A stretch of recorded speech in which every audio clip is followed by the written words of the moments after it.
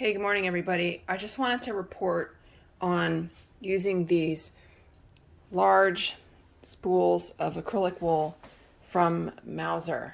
I don't know if you can see, like, relatively speaking, how big this spool is, but it is very large, and people have reported having problems getting the thread off the spool. So I just wanted to show you guys what I'm doing. I've been using it for a while now, directly off the spools, and this is the acrylic wool here. This is like 2 times around on this fabric with no stabilizer, on a cheap felt cutout. I'm just making a quickie thing here, but my point is that I've been using this acrylic wool directly off the spool. So I wanted to show you how I'm feeding it. I have a bit of a contraption going here. So the spools are really, really large and the thread is sticky. So I made this kind of, sorry, I'll back out so you can see it, this kind of contraption out of a TV tray to get the thread to come out and off the spool as it unwinds. And it seems to be working perfectly. I've been using all of these colors of Mauzer thread, acrylic wool, and I haven't had any breaking at all. So that what happens is the tray, if you can see it, I'll pull some thread off, it just gets the thread to come off away from the spool.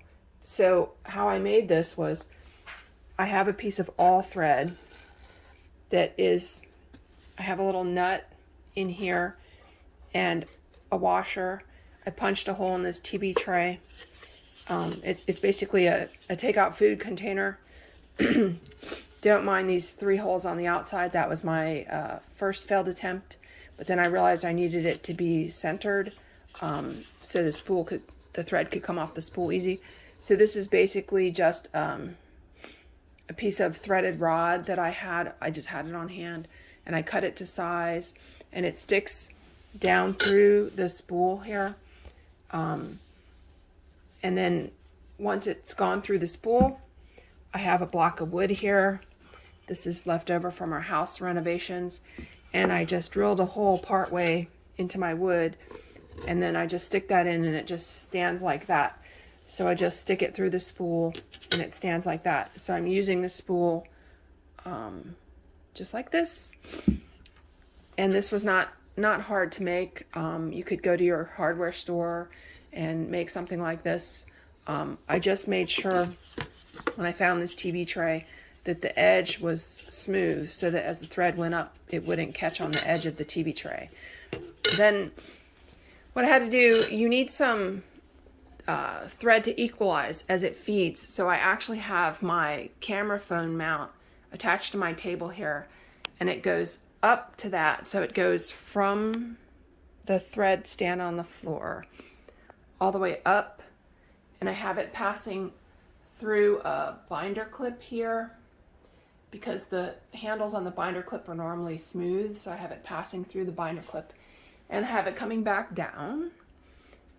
And then I have a regular thread stand here that I passed it through, and then I have it going back up to my table.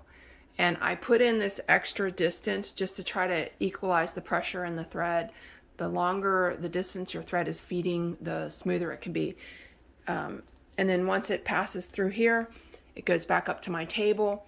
This is where my normal thread stand sits, and it goes normally from here up. So I have it going into my screw eye. I have another screw eye towards the back, and then it goes over to my machine where you can see I have another screw eye in the back into the paddle and up. So it's just getting it to the regular location that I'm using the camera phone mount to have it go up, back down to this thing, and then up like regular. So I just wanted to show you guys what I made here out of this threaded rod. It's just, if any of you have sergers, you know that you have like a cone that goes on top of the thread so that it feeds evenly. But these huge spools from Abdul, they're acrylic wool thread from Abdul, and it's fantastic.